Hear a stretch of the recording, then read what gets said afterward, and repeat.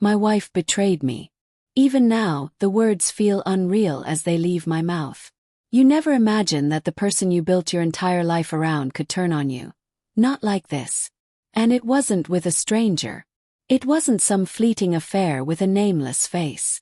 She cheated with her own friend.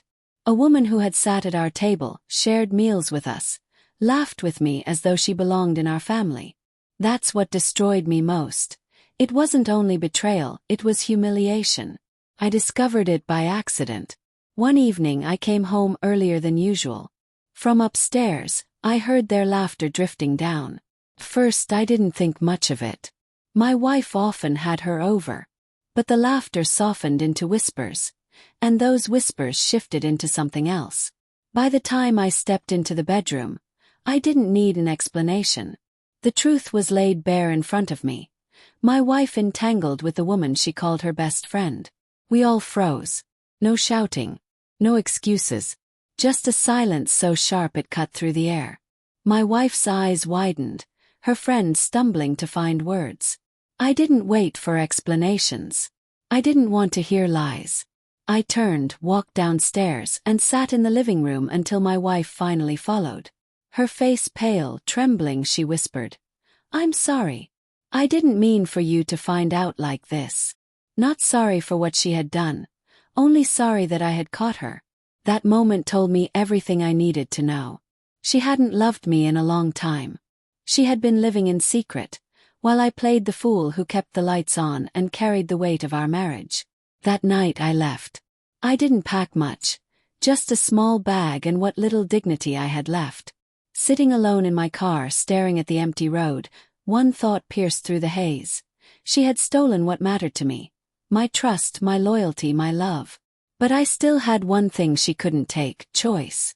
I could still reclaim my power and walk away stronger. So that's exactly what I did. The first thing I took back was my silence. I didn't argue. I didn't beg. I didn't give her the satisfaction of my rage. She expected me to explode, to fall apart, to scream. Instead, I gave her nothing. I locked my pain deep inside and let her sit with her guilt. That silence was louder than any fight we could have had. The second thing I claimed was my future. I refused to let her dictate the next chapter of my life.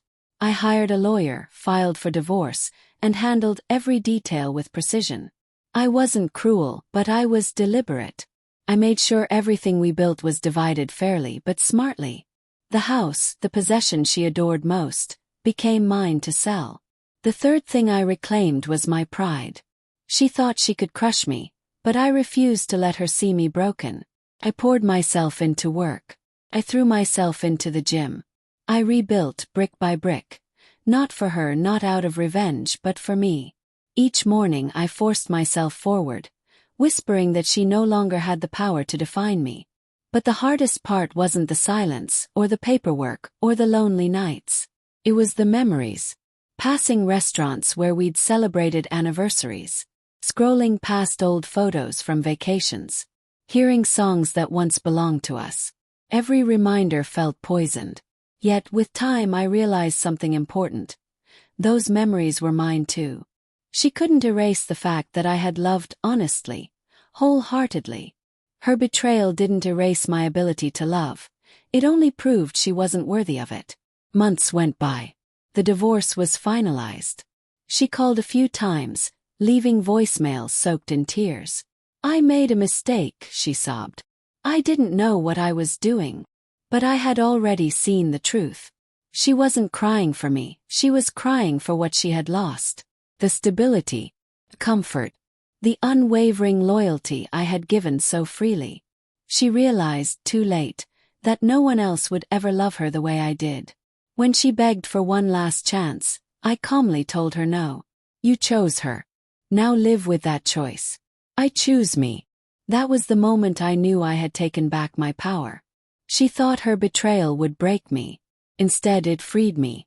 It forced me to face the cracks I had been ignoring, the loneliness I had accepted, the pieces of myself I had sacrificed without asking for anything in return. Today I stand stronger than I ever was. Not because I wanted this pain, but because I endured it. I walked through fire and came out scarred but unshaken.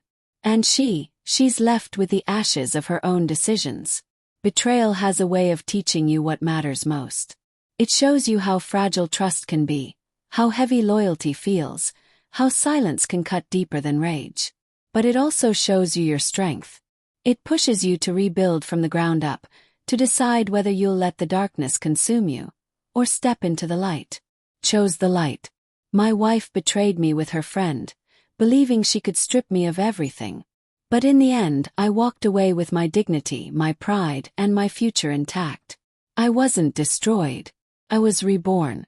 Stronger because I refused to let her betrayal define me.